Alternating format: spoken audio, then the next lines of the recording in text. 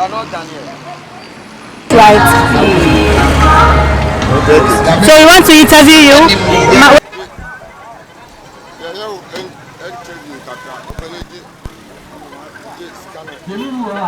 Okay, it's Apostle Dr. Papa Pra. Apostle Dr. Papa Pra. Papa Foundation no donation no and yasha no. Ejaje Apostle Dr. Papa Pra na ama usika idi kasa. Ye koso akwa around na obi a wo se na sabi ofata se ye ne twetwe nkomo no. Papa Pra e na ema wo mo sika no. Se wo mo fanto aduane endi.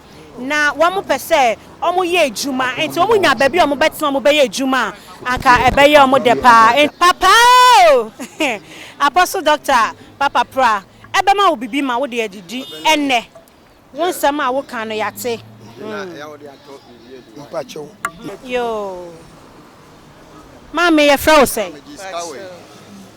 ya na wo de atobi bi adi wa abusiafo Apostle Dr. Papa Pra e wa ha say ono awate na sum sem bebe papa papa akwaba yeah na me wa kakra because yetie ele pa yeah ba na no sabla yalefo no sabio disabled for no bebre aka no asa ye me wa kakra aman na no mawira ankasa ho mentumi ye ni na but na ya ma from dem free asasa me cheska okwa ho we ho no eyan na me ntwa ma so mpoda eka leye ho afine awade ankasa kama koma se me ntwa le obi a nipa so ntie nipa ebere le omo hawo ya enti yamienim ni yeguso na papa cho woman video kan ye no na emu awirem kakra any spiritual ayi wohwemu spiritual kakra spiritual ya kakra la tiri ye bedi ho nkomo e say nkofo